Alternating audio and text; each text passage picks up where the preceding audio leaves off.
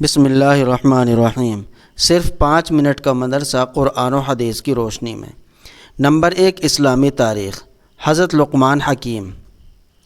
حضرت عیسیٰ علیہ السلام سے تقریباً 3000 سال پہلے عرب میں لقمان نام کے ایک بڑے نیک انسان گزرے ہیں، جو حضرت ایوب علیہ السلام کے بھانجے یا خالہ زاد بھائی تھے۔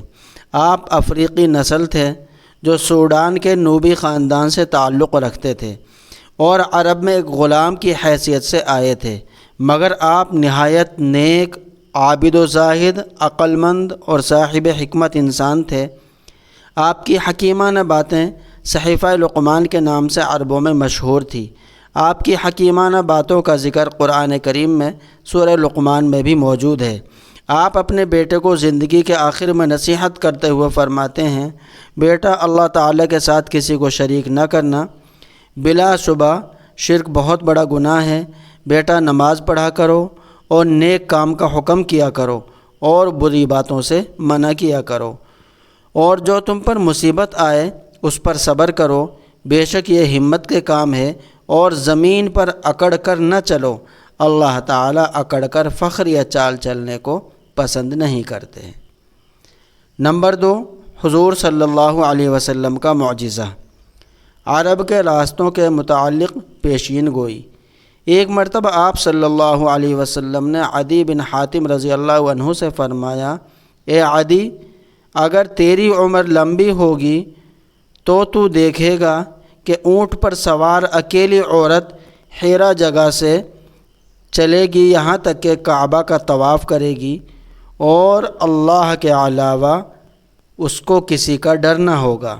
چنانچہ حضرت عدی رضی اللہ عنہ فرماتے ہیں کہ میں نے وہ زمانہ اپنی آنکھوں سے دیکھا کہ ایک عورت حرا سے اکیلی اونٹ پر سوار ہو کر آئی اور کعبہ کا طواف بھی کیا، اس کو اللہ کے علاوہ کسی کا ڈر نہ تھا۔ نمبر 3، ایک فرض کے بارے میں، زکوٰۃ کی فرضیت۔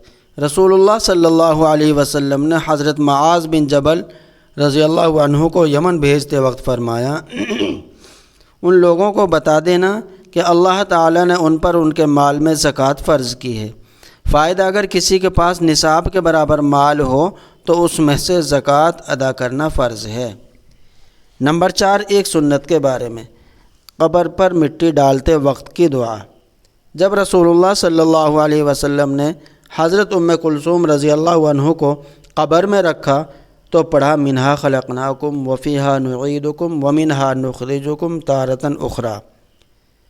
ترجمہ، اس مٹی سے ہم نے تم کو پیدا کیا اور اسی میں ہم تم کو لوٹائیں گے اور اسی سے ہم تم کو دوبارہ اٹھائیں گے۔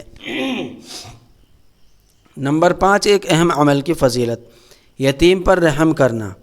رسول اللہ صلی اللہ علیہ وسلم نے فرمایا، قسم ہے اس ذات کی جس نے مجھ کو سچا دین دے کر بھیجا ہے، اللہ تعالیٰ قیامت کے دن اس شخص کو عذاب نہ دے گا جس نے یتیم پر رحم کیا اور اس سے نرمی کے ساتھ بات کی اور اس کی یتیمی اور بے چارگی پر ترس کھایا۔ نمبر 6، ایک گناہ کے بارے میں، کنجوسی کرنا۔ قرآن میں اللہ تعالیٰ فرماتا ہے، جو لوگ اللہ تعالیٰ کے عطا کردہ مال و دولت کو خرچ کرنے میں بخل کرتے ہیں، وہ بالکل اس گمان میں نہ رہیں کہ ان کا یہ بخل کرنا ان کے لیے بہتر ہے، بلکہ وہ ان کے لیے بہت برا ہے۔ قیامت کے دن ان کے جمع کردہ مال و دولت کو طوق بنا کر گلے میں پہنا دیا جائے گا، اور آسمان و زمین کا مالک اللہ تعالیٰ ہی ہے، اور اللہ تعالیٰ تمہارے اعمال سے باخبر ہے۔ نمبر 7، دنیا کے بارے میں، نافرمانوں کے مال و دولت کو نہ دیکھنا۔ قرآن میں اللہ تعالیٰ فرماتا ہے، جو ہم نے مختلف کافروں کے گروہوں کو آزمانے کے لیے مال و دولت دے رکھا ہے، وہ دنیاوی زندگی کی رونق ہے، آپ ان چیزوں کی طرف نظر مت اٹھائیے۔ آپ ان چیزوں کی طرف نظر اٹھا کر مت دیکھیے۔ خلاصہ، نافرمانوں کو جو مال و دولت ملتی ہے اس کو تعجب اور للچائی ہوئی نگاہ سے نہیں دیکھنا چاہیے، کیونکہ وہ ان کے لیے آزمائش کا ذریعہ ہے۔ نمبر 8، آخرت کے بارے میں، عادل حکمران کا حال۔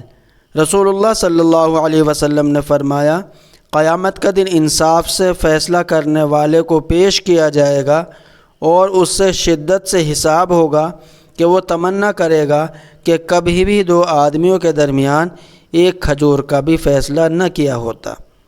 فائدہ: طرفداری اور ناانصافی کر کے فیصلہ کرنے والوں کو سوچنا چاہیے کہ قیامت کے دن ان کے ساتھ کیسا سخت معاملہ کیا جائے گا۔ نمبر 9، طب نبوی سے علاج۔ انار سے معدے کی صفائی۔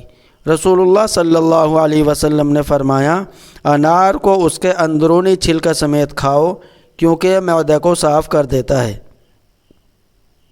فائدہ: علامہ ابن قیم رحمۃ اللہ علیہ فرماتے ہیں، انار جہاں معدے کو صاف کرتا ہے وہیں پرانی کھانسی کے لیے بھی بڑا کارآمد پھل ہے۔ نمبر 10، نبی صلی اللہ علیہ وسلم کی نصیحت۔ رسول اللہ صلی اللہ علیہ وسلم نے فرمایا، جب تم کسی گھر میں داخل ہو تو گھر والوں کو سلام کرو، اور جب تم گھر سے نکلو تب بھی سلام کر کے گھر سے نکلو۔ اللہ تعالی عمل کرنے کی توفیق عطا فرمائے، آمین۔